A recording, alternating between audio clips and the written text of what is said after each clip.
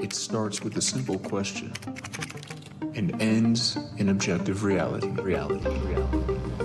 Through our journey from there to here, we find one another and ourselves.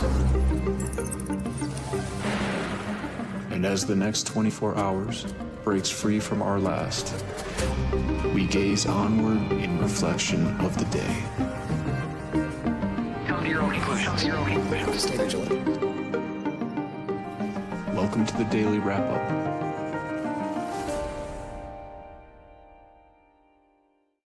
Tuesday, July 15th, 2025. Thank you for joining me today. So I had this day all planned out. I was ready, I was lining up everything for the Daily Wrap-Up, which I was plenty of things to talk about today.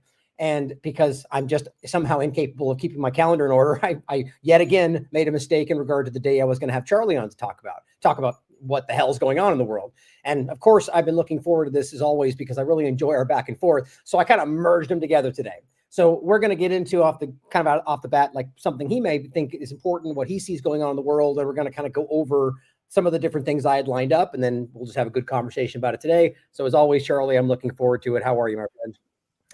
I'm good. Our schedules are a fluid thing, much like the gender of some of the listeners, unfortunately. So we gotta do what we got to do. I'm glad you had me on. There's so much happening here. Like these days, it feels like every day. It's like remember the movie The Jerk? There's a scene in there. Like first day felt like 8 days, and then the second day felt like that's every day is. It's like Groundhog Day. And it seems like, where we were a week ago is almost irrelevant compared to where we are today. So I'm glad we were able to coordinate and get to the bottom of things. And by design, clearly. I mean, not literally everything. I mean, certainly possible, but the way this is kind of constructed is just, you're just getting berated. You can't possibly focus on all the different things that they're jamming in front of you. And it's just, people tend to check out. And I get it. You especially when it's almost like it's kind of flavored with like the obviousness of how it's being used to manipulate you, if that makes sense. Like, so it's like but you just go, okay, I'm not even gonna look. Like, I'm tired of being manipulated. And I think the Epstein thing is kind of a good example of that right now, which we're definitely going to get into today. But I wanted, as we did last time, and that again, to the point of that's kind of the title of the, we're going to continue to connect and talk about just what the hell's going on and the ideas like that, just trying to make sense of the chaos of the news cycle. But let's start with whatever is on your mind right now, of the last. I mean, I look back, actually, I'm surprised. We didn't, the last one we did, I think, was on, I don't think we did it last month, did we? And I've planned to do it every month. Just the same point. It's so much going on. I didn't think about it. So over the last month and a half plus, what is on your mind? What's pressing today? What do you want to get into first?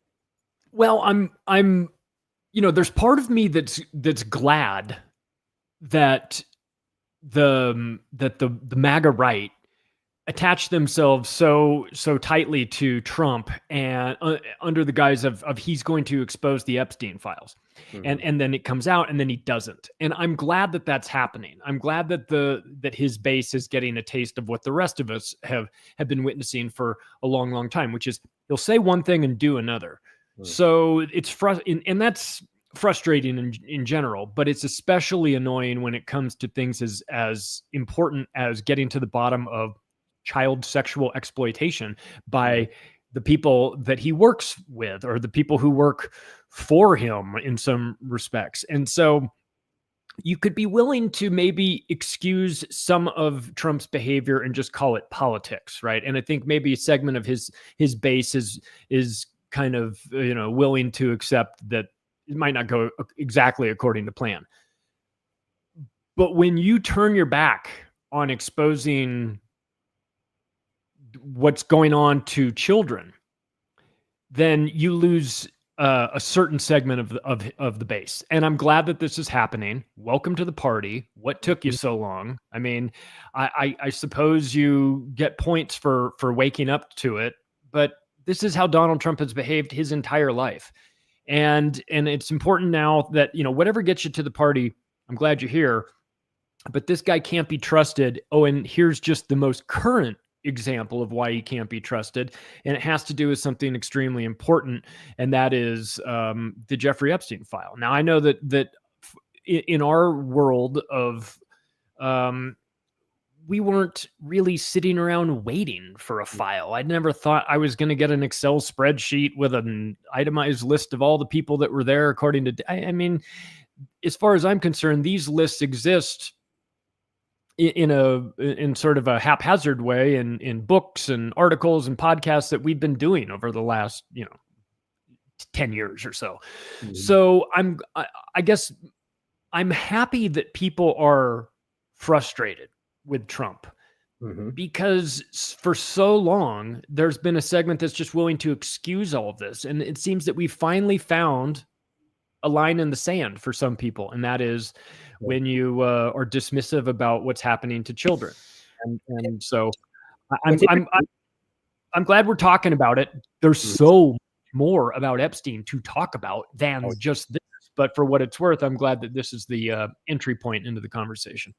Definitely. And what's interesting is the this is why I can't help but go back to like how these people, they're committing political suicide, career suicide, like what they're doing to a massive part of their base. They just can't understand. Why would they do this? And that's why my mind goes to, well, there's plenty of things you could fill in to make that make sense. And one of them is obviously from some kind of outside influence. Maybe they're black men, but they're pressured. We can't assume any of that. But when you look at all of this, what I was getting to is why they would choose to, maybe this wasn't like by design, but this would be rolled out in the way it was when the Republicans are the ones that would be kind of stuck with it, when they're the ones that have been more than anybody, and rightly so in many ways, calling out the issue of pedophilia, the issue of the overlap with politics. And then this is, that to me is clumsy.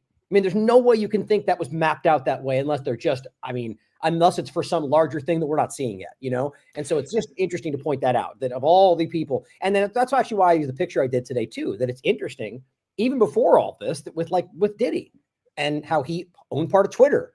And that never really became a story, despite the fact that if it was anybody on the other side, the same thing. It's just interesting, right? And so I'm with you on this. I think that it's an important moment to see how many people are just like, and I don't think that it was that they were this entire time completely devoid of concern, that they've always been like, damn it, this is crazy. mRNA shots are bad, but Kamala was worse, right? Or whatever in their mind. Right. Now, this is the step too far. And so this is the line we're seeing for this. Okay, I can't let this be the case. This is too much for me. And it's, to what degree do you think that's happening? Because everyone's kind of, it's hard to really read it. Do you think this is like a breaking of this movement? Or do you think there's just a part of it breaking off? How do you read it? Well, I always go back to this very bizarre television interview I saw on C-SPAN with Tom DeLay, the former House Minority Leader, I think, back in 2015, and then he did it again in 2016. And he said, I just got out of a meeting with the Justice Department talking about how they're going to normalize 12 perversions, including bestiality and pedophilia. And the interviewer was going, I'm sorry, what? You said, he said, yeah, I was in this meeting. They talk about how they're going to roll it out. Now, when you hear that in 2015, you go, oh, get out of here. Like maybe not. Right. But fast forward a decade. And now take a look back and look at what Tom DeLay was talking about, and understand that he didn't say, I had this meeting with some guy in some committee. He said the Justice Department. So when the Justice Department is in charge of normalizing 12 perversions, including pedophilia, then we've got a problem that goes beyond red team, blue team.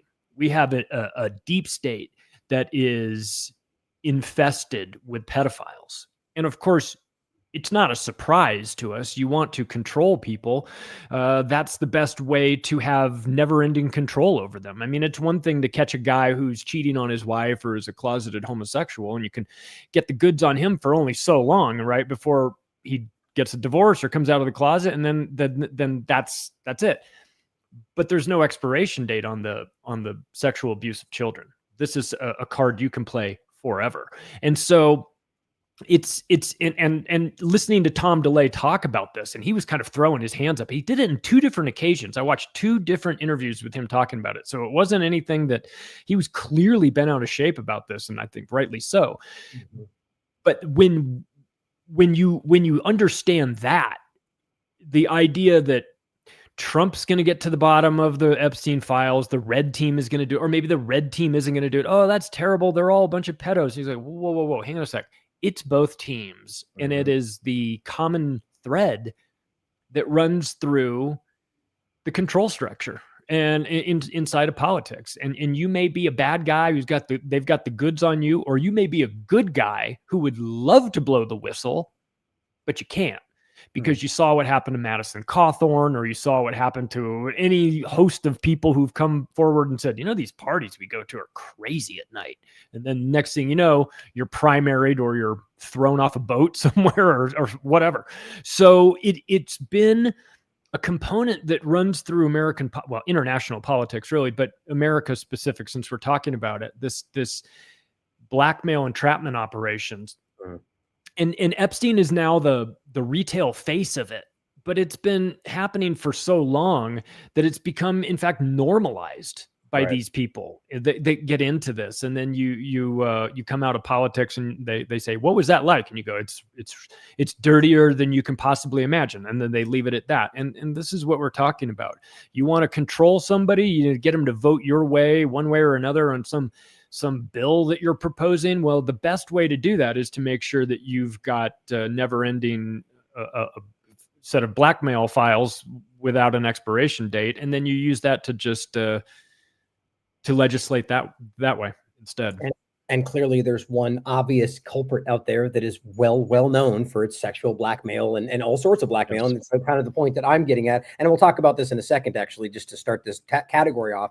This is reminding me of when you brought it up. It's the point of Israel and the overlap of this conversation. It's not hypothetical. There, you can see many reports over the years saying that it's become a safe haven for pedophiles. You can see the reports of the IDF, where I think it was 2017, they said 1 in 6 women in the IDF are being abused. And then you jump to 2020, and it's now 1 in 3. It's like there's a very obvious problem going on. This is brand new. I just covered this. It gets very little attention. Survivors testify. Members of Knesset participated in sadistic sexual rituals involving minors. And this is large. There were members of Knesset that stood up and called this a watershed moment. They had many people testifying. It's a very big problem, and it's not just Israel, but I think it's worth noting the obvious infiltration, what we're seeing in the world today. But before we get into all that, the point with Tucker and Sagar, I think is how you say his name, right, from Breaking Points. That point that he made, which I'm glad the point's getting a lot of reach. It's always so frustrating for the people that I don't think are. It's not even relevant to bring it up every time, but just the Johnny come lately point, to where people are sort of like into this at the last moment when it's already become, and then that kind of guides into the next manipulation. I hope they're honest, Tucker included. I just question it. But the point of they're signaling to those people that we have your back, essentially, to kind of paraphrase it, right? Did you see that point? Yeah. No, I didn't see that point, but I know what you're talking about with regard to the timing of it. It's when in retrospect, people will ask the question, were you covering this? And the answer will be, yes, I was covering it. And then the follow-up question has to be, when were you covering it? Mm-hmm. If you're Tucker Carlson and you're covering vaccines in 2025, I'm not impressed. If you're covering it in 2021, now we're talking, right? So when were we talking about the Epstein situation? When it was front page news, or in somebody who parachutes into the conversation at the last minute and wants to get into the, I know about the Epstein. Well, where were you when it was, as Sam Tripoli calls it, there's safe, dangerous, and then there's dangerous, right? Where were you when it was dangerous to talk about Jeffrey Epstein and to do all of this? And I know it's not necessarily a contest to see who is here first, and that it's good. I think it see it, but if that's true. It plays into, it takes a while to really understand the depths of this network. And if you're just figuring out about Jeffrey Epstein now, good. I'm glad. I'm glad you're at the party now and you're understanding that there are control structures set up like this. And once you understand, get a good grip on Epstein, then just expand that out and find, and realize that it's happening a variety of places. But you need to, that information needs to percolate for a while, for you to understand the connections and where this comes from and how long it's been going on and where the players really go. That's why I sort of half jokingly say, like, if you want the Epstein list, go read Whitney's One Nation Under Blackmail Volume 2. And if you do that, it's not a list per se, but it's a explanation of the organizational structure surrounding that system. And you can say, well, these people were involved, and it's not an itemized list of every single person who went to the island, but it gives you an idea of how the control structures work. Oh, and by the way, if you think the island was all that he was up to, just wait until you hear about everything else that he had been doing for 40 years too. Again, this isn't something where a guy just got busted. He went on a 5-year bender where he was pimping out children and got, no. This was going on for 4 decades. He was involved in all kinds of things. And it wasn't just trafficking. It was Ponzi schemes and financial crimes and you name it. So I guess for people that are just kind of easing into the Epstein topic, like it's a perfect topic to get into because it is a spider web of rabbit holes, man. I mean, you go down one and it connects to a bunch of other things. You think you're dealing with just Israel or sexual blackmail, and then you pop up on the other side in transhumanism in New Mexico. And you go, how do these connect? You go, well, they connect because once you understand who this guy was working with in that network, then you see that there's a much bigger play here, and that the sexual blackmail entrapment, though great for headlines and definitely gets your attention and is disgusting and worthy of examination, it's just the tip of the iceberg when it comes to this guy. Right. And it's also like in the context of the control mechanism, it is one of the most important points to how they control the rest of that in a lot of ways, and the cover up of those stories, right? And influencing politics in certain areas that get them what they need in those, this, and they just, again, not always the same group of person, but just the hierarchy, the powers around these things. And so the other point, though, in case that was lost, other than the Tucker point, was that what he said on that interview was basically his opinion, and that Tucker, the way they responded about it was interesting. It's worth watching, but that it is Trump's administration, by doing what they're doing, are signaling to the other Epsteins, the Israel governments of the world, that we have your back, right? That everyone knows we're lying. They all know we know, right? The whole thing, it's very public. Everyone knows Tucker's call. They're all talking about it like we all know this isn't true. And it's about saying, and like that line in the sand, showing the people that we're on the side of you, not the American people or anybody else. And that we're willing to stand this line as long as you keep us in power. It's a very important thing to think about. But again, nothing new if you've been watching any of the work we're talking about how this all works. So let's look at this first part, and we'll go through some of the Epstein parts, since I do agree this is it. And again, it's not even just the individual moving part that we're seeing, like you're saying, Charlie. This is a huge story for so many other reasons than just what's in front of you. But this is so interesting, just as almost entertaining in a way, to be honest. It wasn't so alarming and terrifying that Trump has now effectively shifted this into it was a Democrat hoax and is not backing down. This is the second time he said that. And so now we'll play this clip and we can look at that and talk about it, as well as I don't know if the better word than embarrassing for the Charlie Kirks and Tim Pools out there who are trying to act like, let's move forward. And like, despite all of their statements before, it is wild. So let's watch this and we can comment on it. No, she's given us just a very quick briefing, and in terms of the credibility of the different things that they've seen. And I would say that, these files were made up by Comey, they were made up by Obama, they were made up by the Biden we went through years of that with the Russia hoax, with all of the different things that we had to go through. We've gone through years of it, but she's handled it very well. And it's going to be up to her. Whatever she thinks is credible, she should release. Yeah. Your thoughts? You can just see the wheels turning, right? We've got this very fake thing, Russiagate, and Comey and Clapper and all the usual characters were involved in it. And we know it's fake, and it was fake, and they were doing it. Now, all we have to do is take this Epstein file and then just move it and put it on the same pile as the rest of this other stuff. See, it's all fake, just like the rest of their things. This is how the mainstream media lies to us on the daily. It's 90% truth, 10% lies, right? And then good luck to you. You get to figure out what's what and where the lies are. There, it's blended in.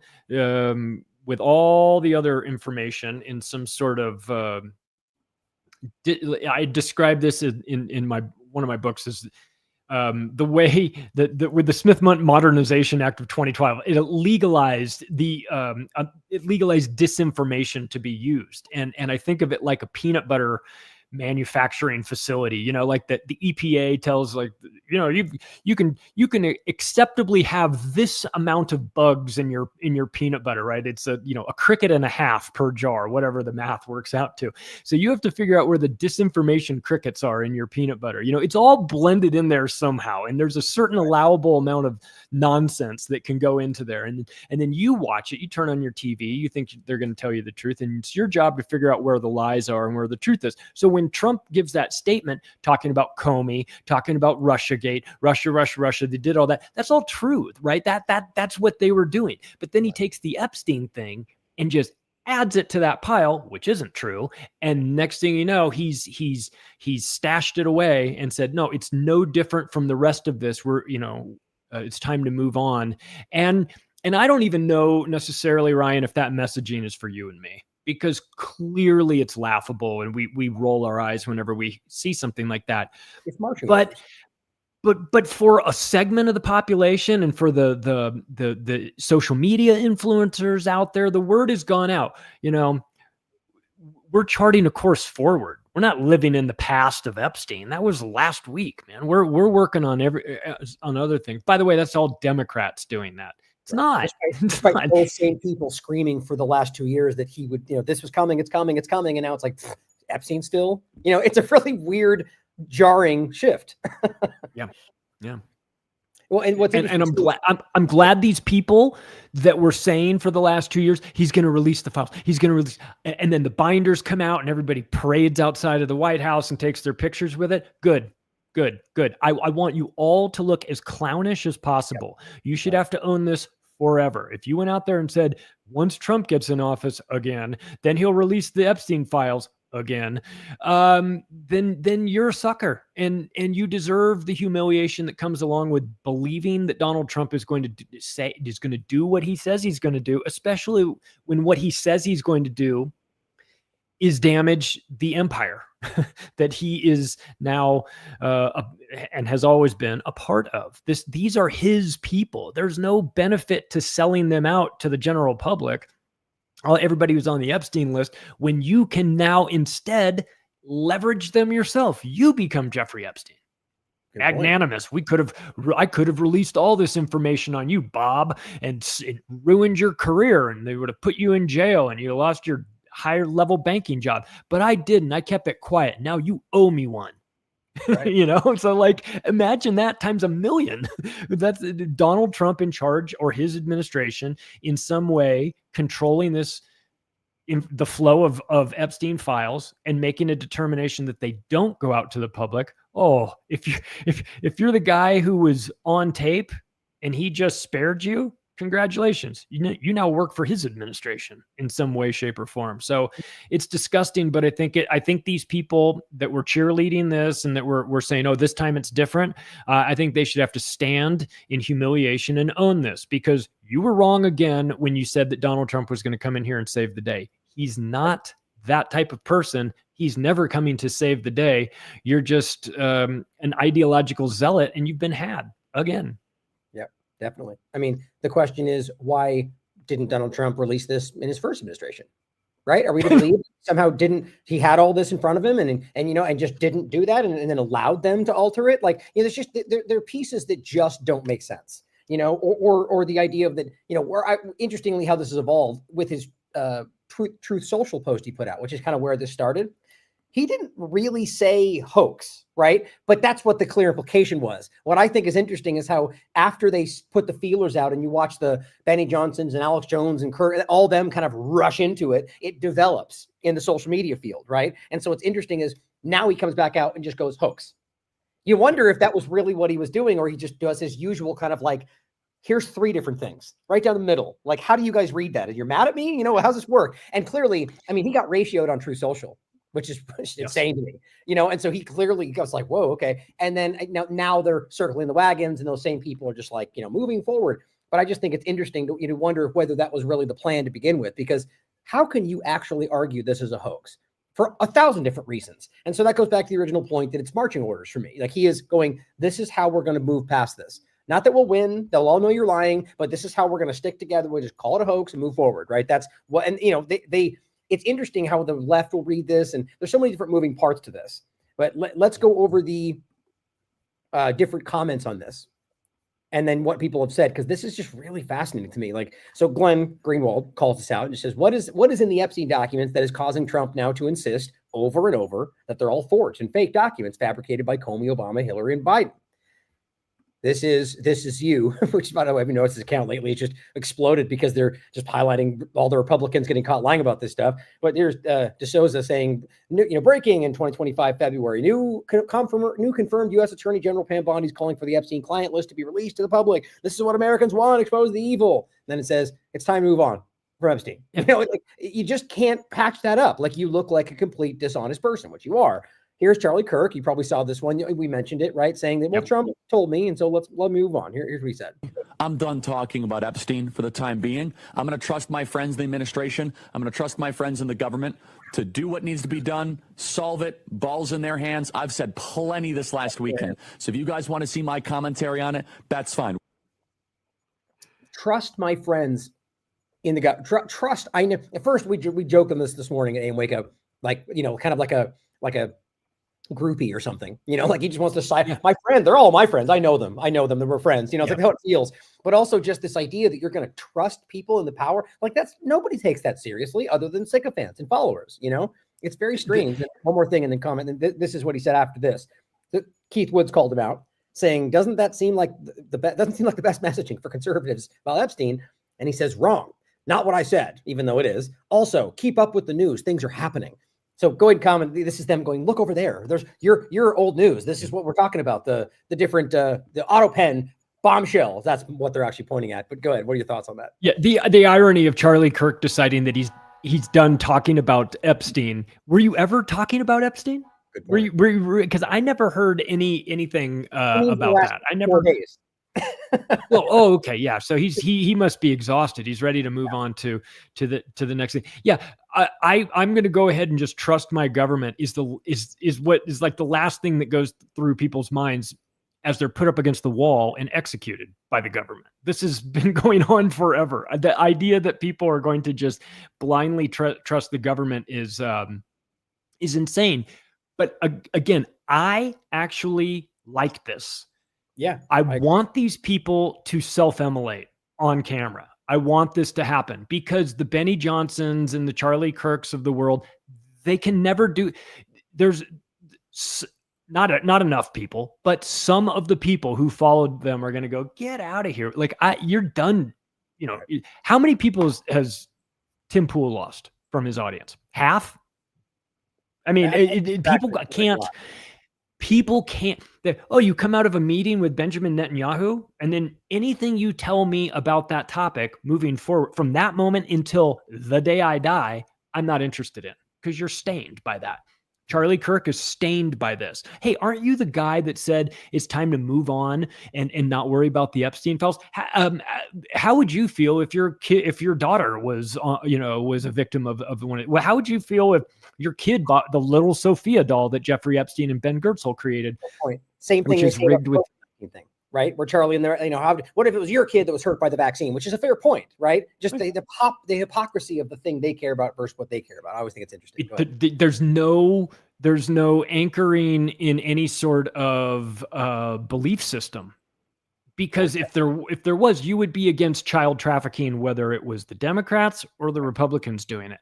And if you ever turn that into a team sport, that's more of an indictment on the person than it is anything else. It's like, well, if you're willing to overlook the Epstein files simply because your guy told you to overlook it, then you have to be honest with yourself and say that you're not much of a man.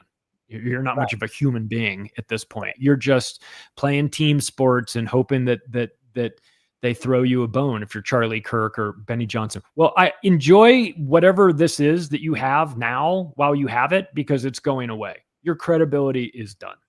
It's embarrassing. One of the deviation points too is that, remember, like the way that this kind of spun into the conversation was because of mostly Tucker's speech a turning point, right? But the reason that started is because Charlie Kirk invited him and Megyn Kelly had that whole talk on stage. And so now Charlie Kirk is being framed by like the Loomers as the one who's, you're a traitor because you had Dave Smith and Tucker Carlson give a different opinion than we scream at everybody. But it's interesting that the argument is not that Charlie Kirk this is kind of the same point to make about Tucker and the rest. I don't think he's waking up to this. It's been there the whole time. He recognizes, like I think a lot of them do, that they'll become immediately irrelevant if they don't start talking about the obvious thing that everybody sees. So they try to edge into it, but their audience is captured and they scream at them. The question is, how many of that do you think is bots? Tim Pool, the rest of it. I mean, I really don't like, I don't want to believe that many people are that willing to ignore, the facts, or that they don't care, so what do you think? Estimation. What do you think is going on? That many bad people, dumb people, bots? Well, there are bots. We know that. The question is how much of this is bot related. And then maybe the follow-up question is, how many human beings have you interacted with that might as well be bots? Their level of thinking is bot-like. They move in a herd. They're not very anchored in any beliefs. They're they sort of go with wherever the predominant mass is taking them. I think there are a lot of very uninformed people out there. I think there are people that rightly believe that the Democratic Party is unhinged psychopaths. And so they're thinking, well, the opposite party must be the opposite of that, which is, of course, a miscalculation. So I think that there are a lot of people that are seeing what's wrong with our world and want somebody to come and fix it, but they haven't really figured out the game, that these guys are characters and that this is a bit scripted and not quite as organic as they'd like to believe. And that if a character does come out of the blue to save you, you should be very suspicious of that, especially if he's with the government, as Donald Trump is. So I think that there are some people that are going to be ideologically aligned with Donald Trump, no matter what he does. As he said, I could shoot somebody in the middle of the street and they'd still vote for me. So there's that segment. I think there's a segment of people that just want somebody to fix this, and they're going to get disenchanted with Donald Trump, and within the next 2 or 3 years they'll be begging for somebody from the Democratic side to come save them, right? Because they won't figure this out.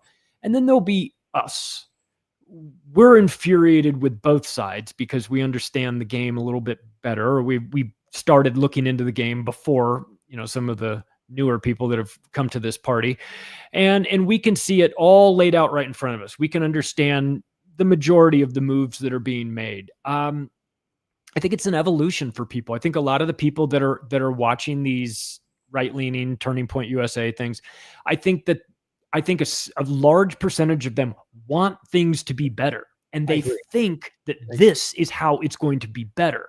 What they haven't understood is that in order for things to get better, you have to remove your attention from the system, not add more to of it to the system. Because if you're trying to change the system from inside, it has protection mechanisms that just don't allow that. You have to build a better mousetrap outside and then suck people off that way, which might actually wind up taking us into a conversation about Elon Musk's America First third party that he's talking about. And speaking of sort of a Pied Piper strategy to peel people away from the establishment and funnel them into a new cul-de-sac, we have this America First idea, this concept of America First, which I read a great article by Alexander Dugin today talking about that. And he was saying, this MAGA component is really always kind of was a third party, if you think about it, because the Democrats are one way and the Republicans are sort of a different version of this. But the MAGA people really are nationalists that want what's best for their country. And that really isn't represented by the red team or the blue team. And in fact, Elon Musk has a real opportunity, might not be the best one, but it's an interesting opportunity to start this third party. Of course, you and I both know it'll eventually lead into AI governance. It'll be like, oh, these human being politicians are so easily compromised with Epstein stuff and money and whatnot. We need a better form of government, maybe a government that isn't biased in that way. And let me introduce you to Grok 5, now running your local government. So I don't think of this as being a solution. Let me be clear that the Elon Musk's third party, I don't see it as a solution. I see it as a continuation of this play that we're watching, right? Is that this guy's mad at this guy, and then they fight, and then Trump and Musk are best friends, and we all saw that immediately. Like, they're gonna fight, like they're gonna break up. No way, these two hotheads they're so volatile. And then Elon leaves and says, Orange Man is bad after all. Well, let me do this. I'll start this third party, and it definitely won't be controlled by Peter Thiel and all those guys, right? Wink, wink. But we'll make it more. It'll be fair, and it'll be this. And he does have money, and he does have a long track record of getting things done. But I do find it interesting that the guy who has made a living off of government contracts is going to introduce the third party to the government and then bring down the government that he himself is dependent on. So I'm always a bit, I'm always keeping that in the back of my mind, that Elon is the biggest government contractor in the world right now. So I don't know. Well, let's talk about the third party point a little more. Let's go through the rest of these Epstein points. And I want to talk about the third party point before we overlap it with where I think it's really about. Like, I'm very skeptical, as I think we all should be, with anything even politically related, especially the third party shoe that we wait for to drop for a long time, the ploy, knowing we want that kind of thing. But I think, I get the sense, I'll jump ahead briefly, that it's, even Doge. I was thinking about this today. What I think we really saw there was that AI is what they're all about right now. Like, that is a huge, one of the major elements of everything that's happening. And I think they clearly needed all the information, like the unfettered access, both Israel, Palantir, Elon Musk, everything they're doing, they were given open, unfettered access to everything about you out there watching everything in this country. Right. And so now he got what he wanted. So he doesn't need this anymore, right? He dropped this. I'm out of here, moves over here. Let's pretend we broke up, or maybe it's real. I don't think they like each other. And now we're starting this. And, Texas, Star City, whatever it's called, the AXAI, I mean, it's all kind of exploding. And, we're still over here digging through, look at 2020, AutoPen, Doge, we're like distracted while this whole thing is building around us. So let's come back to that. Let me just rattle these off really quickly so we can see the rest of these. It's funny. DC Drano. This is Trump going, I've always suspected Adam Schiff was a scam artist. But yeah, they're all liars. But this is now a whole new scandal. Look over here at the Democrat cheating. Whoa, President Trump just called out Adam Schiff. He's a felon. These are them going, whoa, like, in my opinion, stop talking about what we're all doing. Schiff for prison. See, here's Tim Pool. No one's above the law. Can you imagine saying that right now? What's going on? It's just wild. Here's Tim Pool. Talk about a Barnum statement. Seriously. Holy moly. Tim says, this is what I find most hilarious. It's almost like he's trying to play. This is what they do. Like, I'm kind of trolling, but this is what they're actually pushing, right? He says, absolutely insane that Democrats actually voted to have the U.S. government publish child porn. Now, that even Grok will tell you that's not what they're saying. They're talking about them. We want the Epstein files. And now the Republicans are going, we can't do that. That's child porn stuff. And so there's Tim Pool outraged about releasing the Epstein files. And that's how he's trying to frame that. And here's what's funny. This is you. Tim Pool, February. Pam Bondi said the Epstein list is on her desk, release the list, expose the criminals. And now I can't believe they voted to do that. Right. Did you want to comment that real quick, since that's just absurdly funny? This idea that the list is going to be full unredacted videos of all these people involved in child pornography, nobody is asking for that. And as far as I know, nobody was expecting that or pushing for it. We just wanted to know who all the people were that are on the videos, not that we need to see the videos themselves. So this idea like, oh, we can't release that. That'd be illegal for us to release it. Like, we're not asking you to do it. Strip all the names of the people, that you're watching in these videos. Give us those names, right? Or, have a trusted partner who's, go in there and, watch it himself and make the list. But this idea that they were going to like release all of this information, it's like, no, that is not in any way, shape, or form what the American people were waiting for. We weren't waiting for child porn to be shown to us on video. It's not about that. But of course they conflate the two things, and what these mainstream alternative media people are doing is it's embarrassing, frankly, but it's not surprising to try and control the narrative and to move on. And hey, listen, we've got Adam Schiff right where we want him. Didn't we have this conversation in 2016 and 2017, 2018, 2019? Like, this isn't new. Adam Schiff's been a bad guy forever. This isn't some sort of breaking headline or anything like this. I just don't. It's just a distraction. And I think they understand how the mainstream media news cycle works, that you've got 48, 72 hours. You just have to wait it out. I don't know. The cycle's probably less on social media because everything is amplified. But they'll just write it out. Next week or next month there'll be a new thing, and then we'll be on to the next topic, right? And Epstein will be sort of forgotten in trash, and some group, segment of the population will say, oh yeah, they'll live the rest of their lives thinking, yeah, that was some Democratic hoax that they put. Yeah, that was, and they'll never have the intellectual curiosity to dig into it and find out if they were lied to. And frankly, it's never going to matter for them or for their lives. They're just going to live their lives believing nonsense, which is fine. But for us, it's important that we get it right and that we hammer on people like Tim Pool and Charlie Kirks of the world that are trying to, if you're trying to clean up the mess of the Republican Party, who's deeply involved in child pornography, then you are a bad guy too. You're not allowed to be anywhere near it and helping out. It's weird to me that the Republicans didn't say, hey, look, I want the list too, but this is unacceptable, right? There's been no breaking away from that. It's everybody is in unison on this. There's no outliers. The Republicans, I think, now this is off the top what I saw circulating today, so keep that in mind. But the headlines circulating were that the Republicans were essentially the ones that blocked this, right? Which is obvious when you think about it. But I just don't know who and how, in what ways, and the different breakdowns. But what's crazy about this is just that it's obviously not. You can read it for yourself out there. They were not going, we want the child porn released, right? They're saying release the list. So he's just, in a very dishonest way, framing that as that's what they wanted. Why? Because he knows that the intellectual lightweights out there are going to go, oh, the Democrats are pedophiles. So it all lines up. Just ignore the obvious thing that they just turned into they just shifted direction. It's just really embarrassing. But there must be something driving that. Here's Eagle Guntherman. It's sickening the lengths Democrats will go to protect pedophiles. Here he is 8 hours ago. FYI, the Rules House Committee just votes 7-5 to block an amendment pushing for full vote on the releasing the Epstein files.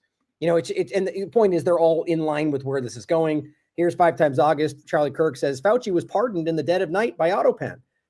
The same Fauci that Trump gave a medal to, but we don't care about that. The use of AutoPen was approved by White House aides, which again, nobody has proven or verified that this is anything other than Biden using an AutoPen. I wouldn't surprise me if somebody else was using it for him, but the insinuation or the assumption is that somebody else did because he was out of his mind, which is true. But they don't have that proof. It'll never, in the court dynamic will never come. They're just using this to distract, is my opinion. The AutoPen point. And 5 times August says, if you think our government is going to do something about Fauci's crimes after telling you to forget about Epstein, I've got a bridge to sell you. Here's Alex Jones saying, I can't believe what Trump world is doing to itself. This guy's the worst of it all. He's just very clearly trying to ride this wave as if he's the one, like he's independent of it all. It's just so crazy. And this is something I thought you'd think is interesting. We can talk about this in the last part. Jeffrey Epstein's accomplice, Ghislaine Maxwell, is now claiming she's ready to reveal the truth, whatever that really means, about the list. And what's interesting is that I was reading through this yesterday, that what they're now arguing, Trump claiming it's a hoax, suddenly adds new light to her case, doesn't it? Because now she's going, her lawyers are going, well, if there's no list, if it's a hoax, you can't charge her with trafficking because there was no clients. And so she's going, perfect, we're going to come back to this court unless Trump does, works with that's kind of what's happening right now. And so they're trying to block her from being able to go back to court. I bet you they're working behind the scenes. Go ahead and comment. This is just really interesting development. If you want to. I'd be very careful if the cameras in my cell turned off if I were her. You know what I mean? Right. She's a cog in a much bigger machine. This is something that we've been discussing for years, this network. And as they said, Jeffrey Epstein didn't traffic children to nobody. Right. There had to have been a client. Well, it's what are we talking here? Are we talking about videos? Are we talking about how many people, who was on the airplane, who was showing up for fun with physics at the island? I mean, just because you were there doesn't necessarily mean that the worst potential, the worst possible situation happened. I mean, I read into some of the events that were going on there with regard to the scientists and the scientific component of what was happening on Jeffrey Epstein's island was definitely bizarre. And his interest in physics was a huge curveball that I think a lot of people that dug into this didn't really understand. I mean, they could get the child trafficking and the Ponzi schemes, but how does physics work into this whole thing? But you know, the relation, the role of the Maxwell family. Well, Right. I mean, Right. like I've got a stack of documents on them. It's and by the way, it's not limited to Ghislaine, right? There's other sisters, Isabel and Christine, and they were up to no good as well. So this I can see it now. I can see this now. By the time the mainstream media gets done with their makeover campaign, we're going to have Ghislaine Maxwell as the victim in all of this, where she was just under the thumb of Epstein. She was put in prison by the dirty deep state that wanted to keep her silent about a list that didn't exist. And now we've got to free her because she's being held there. She's a damsel in distress who didn't have anything to do with it, was just along for the ride, you know, maybe based on her childhood with Robert Maxwell, didn't have the greatest of influences and found herself, no. She's a dirty operator as well. And this whole situation was very real, but I can almost see the media trying to, and then the social media influencers as well, trying to whitewash her reputation and bring her back as some sort of victim in this whole thing. And to come out and she's going to, give us the list, and she's going to make sure that the deep state is held accountable, and blah, blah, blah, blah, and it'll go on. And then you'll never hear it again. Yeah, it makes sense. I mean, and maybe that's all because she now has some leverage because they're seemingly incompetent, didn't think through the statements in front of the media. You know, like there's a lot of moving parts. Here's Jack Posobiec, and this is today, this is where it's now turning. And now what's funny is there was all these floated claims that Bongino and Cash had already stepped down, and that seemed to be a bunch of grifters online who were misunderstanding an Atlantic parody that went out, or like a satire. But either way, they seem to still be there. And even Bondi, and Trump's clearly backed her, but it says Trump says Bondi should release the files. So this is an interesting kind of, he's still backing her, right? But you can tell this is what he does with Rubio too. He's kind of like, it's up to them. It's their fault. It's their responsibility, which is just insane. Here is Dershowitz coming out now at the same time and saying judges are suppressing the information. So, it's like these things don't add up together. I just think that this as always has the hallmarks of what I've become accustomed to in Israeli propaganda. A lie over here, a lie over there. Here's three at the same time. Which one do you like? Right? Keep throwing out adaptations of the lie until you finally just ignore it or keep it. That's what we keep seeing in all of this. Here is, this is from today. Man who served time in same cell as Epstein says there's no way he was able to kill himself, which again, we already know all of this. We've already parsed through all this. We've broken these things down. That's why we know largely that they're lying. Here's Guntherman. And this is to kind of, push into the direction. President Trump said the auto pen scandal is, quote, the biggest scandals we've had in 50 to 100 years. That feels like obvious. Don't look here. Lastly, the same point I just said, the only people now pushing this are blind followers and opportunists. Remember who they are. Also be skeptical of those who suddenly see the light when it's been obvious for a long time. Hope they changed, but question it until they prove out over a very long period of time. Now, he says many of them will support Palantir Vance in 2028 and still believe voting is the solution, kind of what we were saying, right? This is his opinion. They'll claim Vance learned from his lessons from Trump and moved on. Just as a thought to carry it off this, that it's easy to see how this perpetuates as long as they just give you something that seems to make sense, and people will jump on it. So it's just very, very alarming where this all goes. Any last thoughts on Epstein before we talk about the overlap to this, the AI point that I thought was interesting? No, let's jump into AI. Let's do it. Okay. How much time do you have today, by the way? As much as you need. Awesome. Yeah, we will probably go that much longer, but just because since there's a lot to get into, let's talk about this. This is just to start it off. This is Thomas Massey pointed this out, and oops, wrong one. He said they blocked consideration of my amendments to the Clarity Act, which would have prohibited central bank digital currencies as well. And this is Marjorie Taylor Greene pointing out the Genius Act, saying the House has voted on this, which lays the groundwork for CBDCs. And so the point is that there's clearly effort right now to allow this groundwork through multiple either bills or stopping ones trying to prevent it, to allow the direction of sort of this CBDC stablecoin aspect. I just included that today, but it's definitely in the same wheelhouse as the AI conversation. It's all these moving parts to the building technocracy. And I thought this is interesting is that Elon Musk has this place in Texas.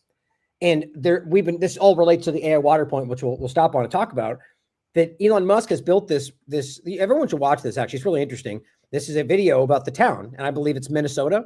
And what we're talking about is how Elon Musk has created this massive sprawling thing And with no really oversight, he rushed this through. Nobody knew what was happening. And now it seems as if they're not only, as the title says, we went to the town Elon Musk is poisoning. And you can see that not only is it what's happening around it, and same thing we'll talk about when it comes to these other locations. This is, I believe, Texas as well. Their water tap ran dry when Meta built next door. The point is that they are using these turbines to massively increase this energy, which is causing all sorts of really terrible side effects. And, and to me, it all comes back to the same point, that there's an end game here. They're rushing through to get this done at the same time when they're flirting with no AI regulation, all these different parts. Like, this is what's going on right now, guys. And it's like, it doesn't just involve one group. I think it involves all the people we're talking about. So I think it's really alarming when you realize that this just overlapped with the weather manipulation. I don't know if you looked into the Rainmaker guy who Alex just got on. He's kind of like this another Palantir, Lucky Palmer lookalike type. Palmer mullet guy. Yeah. And so he runs Rainmaker, and he admitted more than once, I even showed his interview with Sean Ryan, where he said on July 2nd, they had cloud seeded. They do it in Texas. They do it in Tennessee. They do it all over the place, which is real. They admit to it, but he claims it has no effect on what happened. I just went through that to think it was interesting, and then stumbled into the larger conversation, which is weather manipulation for artificial intelligence, or rather, possibly creating more rainfall, because it becomes very obvious that this is a major problem. Like sustainability, like the idea that it's impossible that this will be sustainable unless we rapidly increase the amount of fresh water that we have. And so just to read this, and then we'll talk about it. My point on this was just whether or not that's happening, increasing rainfall, because we seem to have record rainfall and floods happening all over the country right now. A megawatt is equal to 1 million watts. This is the article describing the amount of the energy in general. Watt is the rate at which energy is used and produced. For example, a 100-watt light bulb uses 100 watt hours, whereas 1 megawatt could light two 60-watt light bulbs nonstop for a year, or run two fridges for a whole year. In 2021, the United States used 11,595 gallons of water per megawatt hour for cooling just power plants, according to U.S. Energy Information. Now, Sam Altman, co-founder and CEO of OpenAI, claimed in a recent blog post, which they dispute in this article, they say without providing evidence, that each chat GPT, same point for Grok, by the way, if not even worse, based on some other factors. The evidence, they provide the evidence that each chat GPT prompt a person enters uses 0.34 megawatts, or what he describes as, quote, roughly 1/15 a teaspoon of water. And this is pretty much roundly disputed by people that have been doing this research. Studies were in this links right here to this study from 2023. Different results. A 2023 study conducted by University of California that basically found that Chat GPT, to write one 100-word email, consumes 17 ounces of water. One email. But taking the information from this other study and saying they used 11,595 gallons per megawatt hour for a power plant, and knowing that's happening more, somewhere in there, even if it's 0.35 or roughly 1/5 of a teaspoon in regard to how much they're using, that still presents an interesting problem. But the amount of water, and again, the larger point, if you look into this is coming out left and right, is that the amount of water they're consuming to do one thing is like gallons, if not somewhere within that range, just to go, hey, Grok, answer this question for me. And so that in general becomes insane to me. And the other resources we're talking about, like the quartz stand from, Spruce Pines, different things, they're like overtaking small towns for what they're using. I just think this is a setup to fail, if not just to create another scarcity resource that we'll be controlled by. I know I'm a conspiracy theorist, right? But what are your thoughts on that? That's where my mind goes with this. No, we all understand the energy usages of AI. We hear Meta talking about firing up 3 Mile Island again, and like let's have some nuclear energy facilities to produce, to power these AI data centers. I think we understand that. The water side of things is a little trickier, because I don't think that most people associate those two things together. What do we need water for? What are we spraying it down with a hose, or what's happening? And so my mind immediately goes to, it uses this new thing that we've created, uses a disproportionate amount of water, which is, a tangible resource that you could measure, and, another one of those measurables like carbon dioxide and whatnot, that eventually will become scarce, regulated, controlled by Nestle Corporation, who's obviously talked about it at Bilderberg, Bush family owning that massive freshwater ranch in South America. And there's going to be water wars. I mean, we haven't got to that part of the play yet, of course, but we will eventually get there. And I can envision a scenario in which the United States has a variety of problems happening simultaneously with regard to AI. First, we have a power generation gap because somebody in California decided that they were going to reimagine the whole power grid there and never upgrade it, over 50 years and try to run electric cars and all those things and destroy that. So we definitely need power generation, but where are we going to get that? Are we going to keep burning coal, or are we going to do the nuclear thing? And then on top of that, okay, so we don't just have a power generation. Now we have a water problem too. So, and in California, as somebody who lived in California for over 30 years, there's always, right, freshwater lakes, oceans running down the whole left side of your state, but no water available. And we've always had a water issue. In fact, had to buy it from the Rockies and have it sent in on a 100-year lease. And so there's always been big problems with the water system in California. And this would exacerbate it. I mean, the last thing in the world we need is something like AI power generation systems using water in the same way that fracking is using water, which is just use it as a lubricant, and then it gets completely contaminated and poisonous, and then you can't use it ever again after that. So we have to think these things through. But of course, I believe they've thought them through, and that maybe the scarcity component to this is a feature, not a bug. That's where my mind goes with it as well. At least what we've seen of them in the past. But important to kind of explain that for those that may not know or haven't seen my coverage on it. The basic point, as you were highlighting, is that it's both for like generation, like using the water to power, which is the smaller part of it. But I guess the largest part is the kind of the cooling aspect. And what's weird about it, and this is also important to hear, it has to be fresh water, which is like the entire problem with that, and that they use this to cool this down and it evaporates. Like it uses a lot of water. And so it is a really crazy kind of development in all of this. And I think, it's clear that this is, whether or not it's by design, they don't care. I think that's always the case. Is it's not about what we want, or they'll deal with our, my point was look at Flint, for example. Maybe this has been going on a lot longer than we think. And we've been watching these moves take place, and they're like, we don't care if you get hurt by it. Yeah, we'll deal with the stuff that fall out, but there's a much bigger play happening here. It really does concern me where this goes. And here is, again, the other article from let me make sure it was what place it was. Oh, it's Newton County, Georgia. So it's happening all over the country. And this is, I was playing a video about this, actually. Their water taps are running dry. There's all this contamination. This is happening pretty much around the country right now. Here's an interesting discussion from Texas. And I plan on doing a lot more deep dive on this, but I was going through this today. So in Texas, there's two things to think about, actually. We saw the AI point, right? And technically still that could come back into play, despite them already removing it from the bill. Arguably, it can still find its way back in. I don't think it has officially happened yet, but the idea is they removed the 10-year moratorium, right? Is that it really just jumps back to states. It's kind of the ultimate point, right? So, which is what I would have wanted, states' rights, it matters. But so that ultimately means then in Texas, for example, if we're talking about Elon Musk in Texas, then they now have the ability to try to regulate that. And I imagine he's much more immersed in this. So when the AI side of it is one thing, just whether or not they're going to regulate that. But I do think these overlap. It's in the same conversation. But in the water side of it, I found some interesting water legislation. This is from 2025. It's from May. Here's what it says.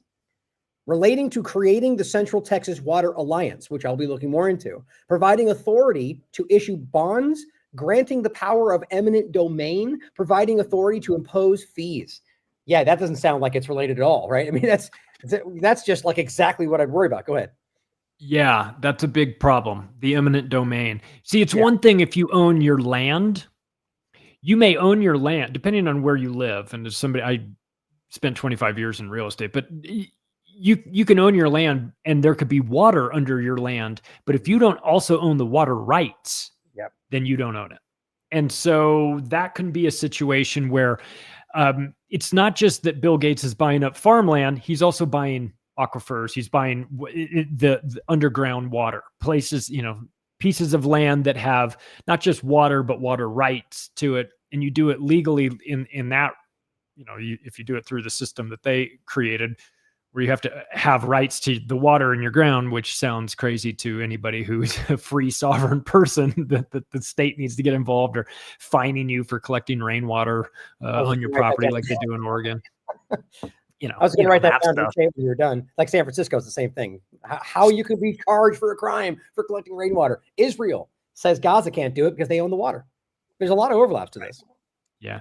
So we just take all of our negative thoughts that we have about how they do this stuff, and then just say, that precious, clean, amazing, life-giving water, they'll do it to that as well, because they're on that's the next step in this. Yeah, they want to control the oil, you control the transportation, control the food, you control the people, like Kissinger says, control the water and you control life and death. And that is unfortunately the direction that they want to take us. And by the way, in a world in which the robots are running things and AI is managing all of these systems, human beings aren't going to be as necessary as they currently are. And therefore, what do they need all this water for, Ryan? That's just and useless drinkers. Yeah, you're right. And it makes you very expendable, much more than you are now. Imagine that, right? I mean, if they don't care about you now, imagine they no longer need your labor, right? I mean, this stuff, right. Stuff like this sounds so crazy to some people. It's all about history, guys. Look. Right, this is not new. Like the power structures, the dying empires. There's all sorts of things like we have been here before in history. It's important to understand how these things work, and it's not new. And here's another alarming part that overlaps what we were saying before: is AI, rather the direction of AI for this country, has now completely immersed itself with Israel. Israel signed an agreement with the U.S. to cooperate in all things artificial intelligence. And so, as they were saying, don't forget, they just signed a policy to consolidate all of the data on all Americans, and now Israel will have access to that. No problem there, there's so many moving parts to where this goes. The Pentagon's now going to claim, they're saying they're going to start using XAI, which is just that DARPA program that became Elon's toy, that now became a social engineering tool, which is involved with the AI direction, which now Israel is immersed with. I mean, Israel is completely immersed in Twitter, and now XAI is Twitter, and now the Department of Defense is going to be. These things are not made up, guys. And everyone watching the show knows we've talked about all these. We have the receipts. This is an overtaking of our country. Not to so jarringly switch topics, but my God, I'm just so alarmed with how clear all of this is. Yeah. And the X app, the everything app on your phone, that's social media and eventually will be your money. Just know whose group is partnered with Israel on all of this stuff. I mean, if you think if you think, oh, I don't want WeChat, it'll be like Chinese dystopia. I want the American version of it. Well, the American version of it comes with Israeli fingerprints all over it as well. So whatever you think you're getting away from with the Chinese group, you're walking right into. If it's American, it might as well just have an Israeli flag wrapped around it. And so all of your data, pick your poison. Who do you want to know the intimate details of your life, the Chinese or the Israelis? Because somebody's going to know it, because that's the way this is set up to move forward. I personally am not interested in either one of those groups being involved in this, but my opinion really apparently doesn't matter any longer. The opinion of the American people doesn't matter. If it did, Donald Trump would have been having meetings saying, we got a real PR nightmare on our hand with this Epstein stuff. We got to figure out the right thing to say. They come right out and say, it's all fake. It doesn't exist. Yeah. That's not the right thing to say. That wasn't workshopped through all, Hill and Knowlton to come out and tell you this is exactly the best thing to say. So I'll tell you what, Ryan, what makes me the most nervous about this is that it seems that there used to be, administrations worried about the perception management component of this. Like, how's the general public going to feel if we do X, Y, and Z? We're going to do it anyway, but how are they going to feel? And how can we manipulate this? And with the Trump administration, it's like they just don't even care. It's like they don't care about the optics of it. We're going to do it anyway. It's going to be bad from a PR standpoint, Mr. President. You're going to have to deal with this. They don't care. It's like, or either that, either they don't care or they're not sophisticated enough to think a couple steps ahead and realize what this is going to have, the ramifications, like you said, of Ghislaine Maxwell's case. Now looks at, her lawyers are going, oh, no clients, you say, let's get the judge back in chambers. Let's have a conversation, because apparently we've got somebody who's been locked up for a crime that didn't happen.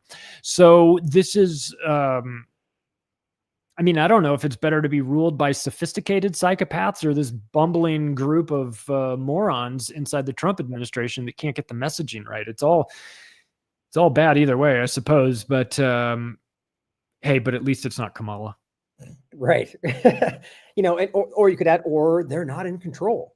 It's hard not to, I was saying earlier is that, there are people that can't get past that point that, I don't understand why they're doing this. This is hurting their career. And they just can't move on beyond, which is like basically a hang up to where there must be an excuse. I'm not going to look further until that makes them think maybe Democrats are tricking me. It's like they can't get past. Maybe it's just that they're not the ones making these decisions. Maybe it's that they're not acting for your interests. That's my opinion, but they can't prove that. But consider those possibilities, because I don't think there's anything that makes more sense there. Not that I know for sure, but if you look at what's happening, and like we keep saying, why would he come out and do that? Why would he, knowing that his base, this was built on the idea that this was going to happen, and doesn't come out and just go, oh, well, here's why it's not going to happen. Comes out and goes, it's fake. And anyone says otherwise, you're dumb. Why are we still talking about Epstein? It's like, that's a like a come to Jesus moment. People are like, okay, this is terrifying. Somebody else is controlling this, or he's not our person. And so I still go back to, that's because there's other things that are truly dictating this policy. And it's not just Trump or this administration. It's been going on a long time. I think it juxtaposes or, kind of intertwines with the outcome, the technocratic, the Build Back Better, all the things that are happening while they're pointing back at 2020. I think that's where it kind of comes together right now. And so, go ahead.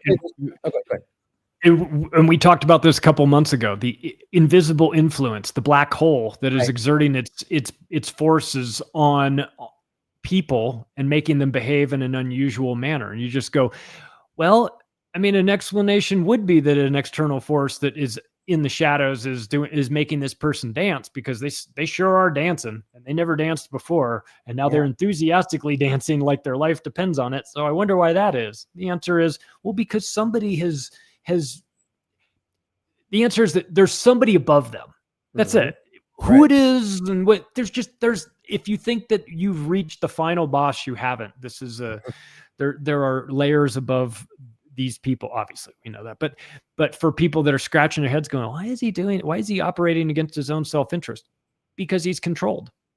And this is the part in the movie where he gets controlled and he has to do things that are incompatible with reality, completely goes against his when he was running for president, the sales pitch he was giving, how he's going to open the Epstein files, and simultaneously, boy, it's neutered a whole bunch of mainstream alternative media people, which is great. They've been stained by this, which they should be. And I think that in the aftermath of the Epstein debacle, he'll do what he always does too, right? He'll fire Pam Bondi or Kash Patel or Bungino or all three of them and say they were the problem. I was trying to give it to you, but these guys were the bad guys. Yeah. So expect more frustration, I would assume. Yeah, I agree. And it's worth pointing out again, in case this was missed when we talked about it briefly a moment ago, right? So if we're being told, so Trump up until now, right before 2024, I'm going to release the files, right? He had said this, that's why it became a thing. So think about the timing. If Trump was saying that in 2024, so he was the president before that. So that means that he knew what was there to some degree and was telling you, I'm going to release them. So now to jump to it's fake, there's just not somebody stupid enough to fall for that. You're either on the team and you're willing to lie about it, or you're, think about that just doesn't work together. If he was telling you he was going to release the thing and now says it's fake, then that means he lied in 2024 maybe, or he lied before. He's lying at some point. It's like, that's the really hard thing for most people to get past. Let me play this clip about the AI connection to what we were just going through, which I do think is a really alarming kind of glimpse into this, because even the Epstein thing, by the way, and then let's actually touch on some of the things that you thought added to the technological part with Epstein. But the future rather the immediate reality that they're building around us. It's not the only story. Clearly, there's a lot of things. The genocide in Gaza is happening, and we have to keep talking about it. But I just don't want people to miss that this is, I think, that's their long bet. This is where this is going. And so if we're getting pulled into these old stories, which are probably still relevant too, you can decide for yourself. But make sure you're not ignoring this larger story and where it goes, because this is where I think we're driving. And I think we all know that.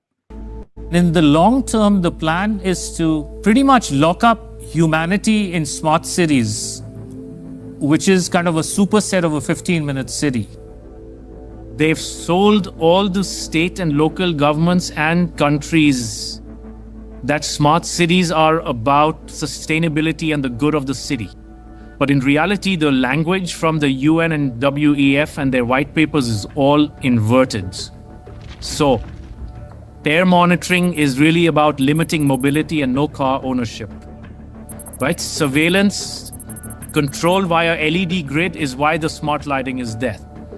Water management is about water rationing, noise pollution is about speed surveillance, traffic monitoring is about limiting mobility, and then, of course, energy conservation is all about rationing heat, electricity, and gasoline.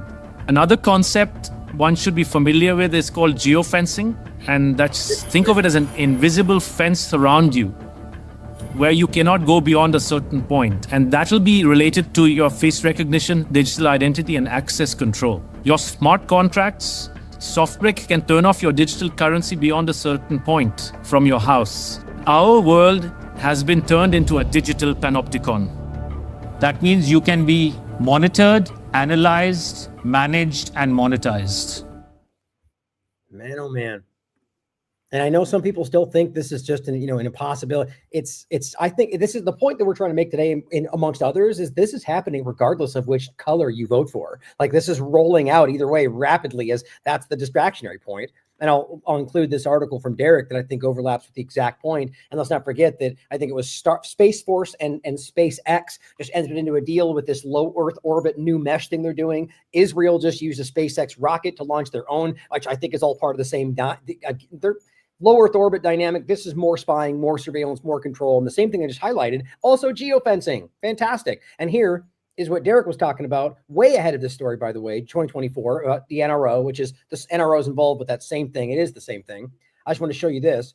Again, thinking about what they just showed you and how they need the satellite. Well, this again is SpaceX and the Starlink, rather the satellites, just from 2019. Just do it really rapidly, all the way to basically right now to 2024. I mean, that terrifies me just in and of itself. Like, makes me suffocate. It feels suffocated with, the reality that there's that many, that's the world that's being built around us. That's what I'm trying to highlight. So you can go ahead and comment on that if you'd like, and then let's talk about some of those overlaps with Epstein and the deeper technocratic stuff. Well, the digital prison is one of these topics that will get you heavily banned. I had Ilana Freeland on. We started talking about the space fence on one of my episodes. And this was a couple years ago, and I put it up on YouTube because I had a YouTube channel back then. 4 hours. It only took them 4 hours before the video was, I got a strike. It was thrown off. I mean, it was kicked off, and it's like, boy, space fence. I mean, of all the things we could be talking about, I get it that YouTube is sensitive. I always find it interesting to figure out where their pressure points are. And the space fence was one that, and I talked to someone else. I said, I had a lot of Freeland on. We were talking about this. And she said, oh, I could have told you, don't have her on. They'll get you immediately. I'm like, wow, I'll talk to her. I want to talk to her again. I'm just curious as to why so if you're talking about those topics, it can be inconvenient for them. And I, and it's not just, oh boy. Well, it's the science and the blending of science and technology. We've always had this evolution, right? As humans, we're trying to get better and better and better, and hoping that the science and the technology gets better.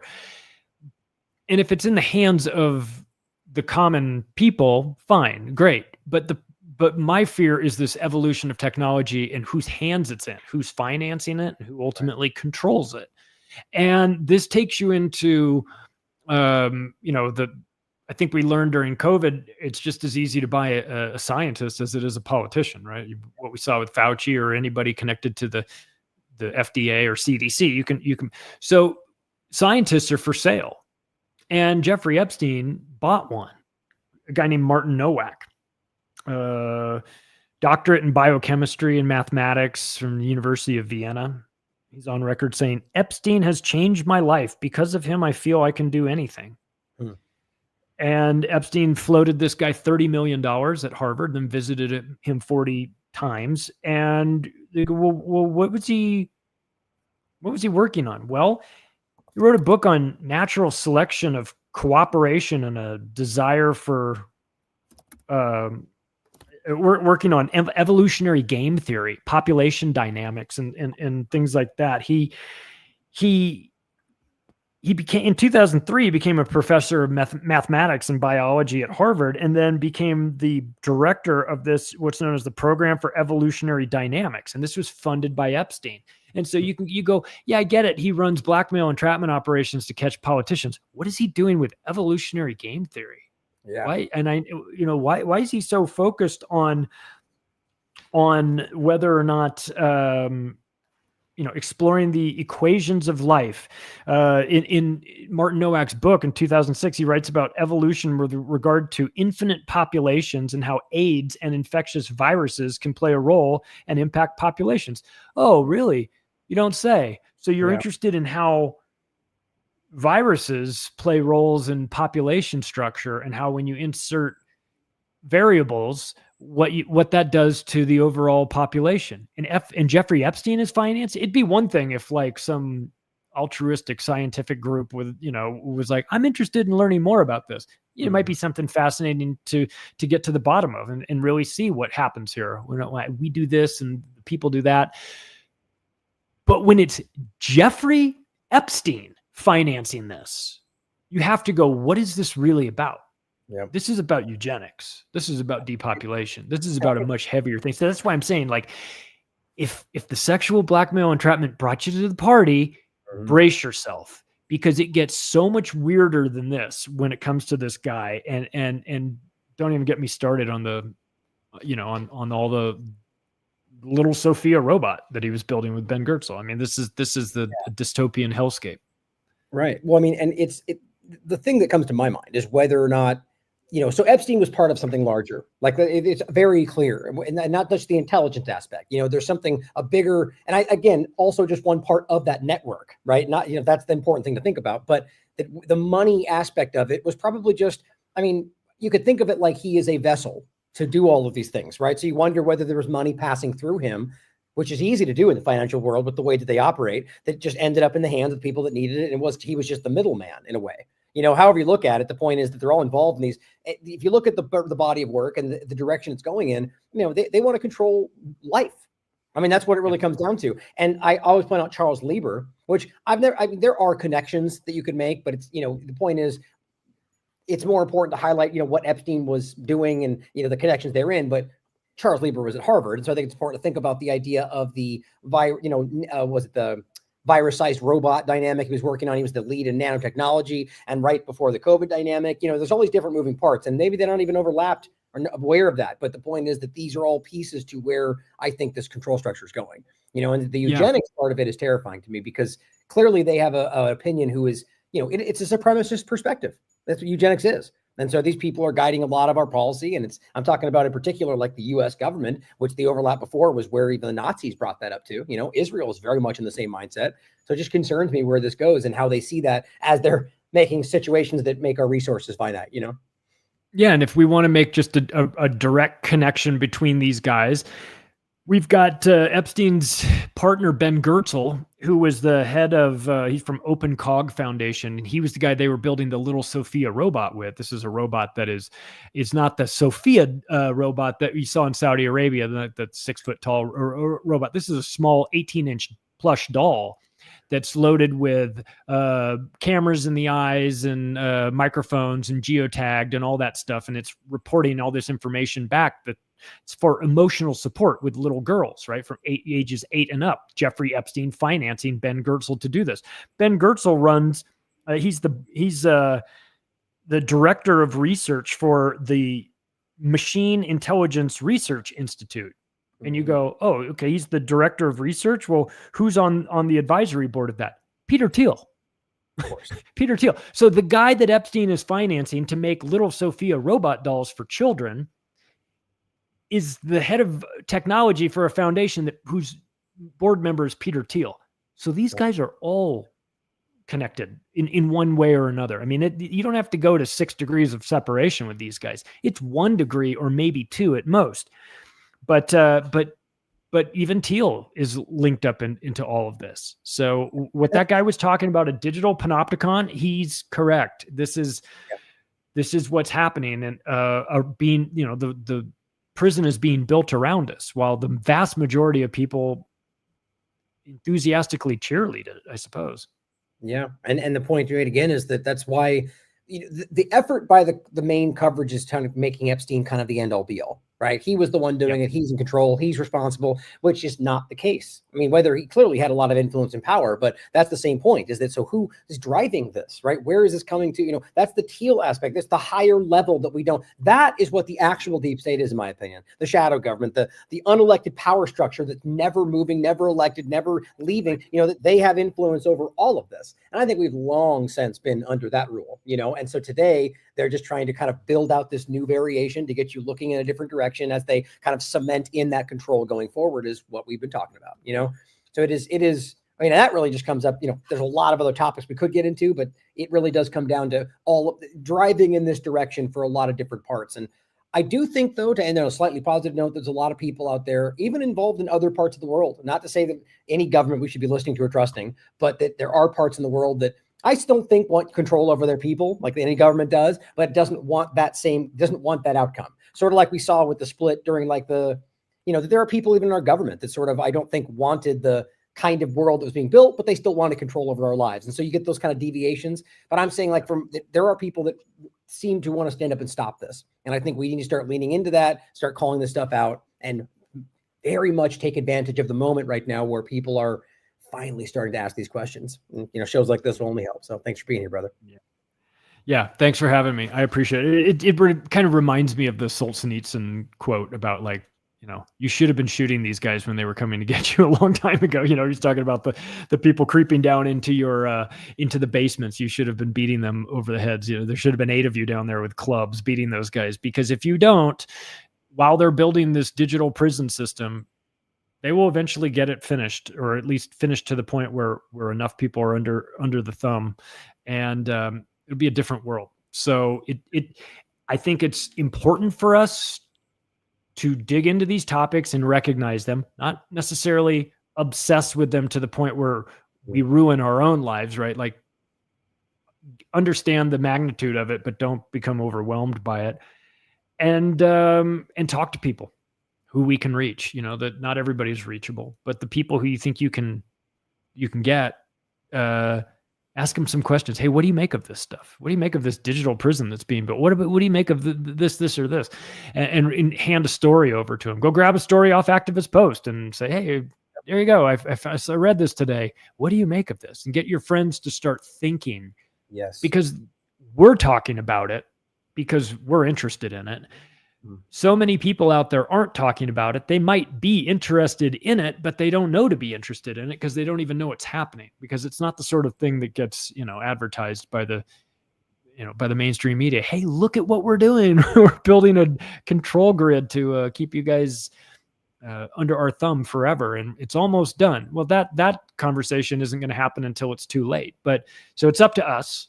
We do have a responsibility. We play a role in this to have the conversations and talk about it and work it out and move ourselves out of the way of this to the extent that we can. And I always appreciate you having me on to go as deep as we can go.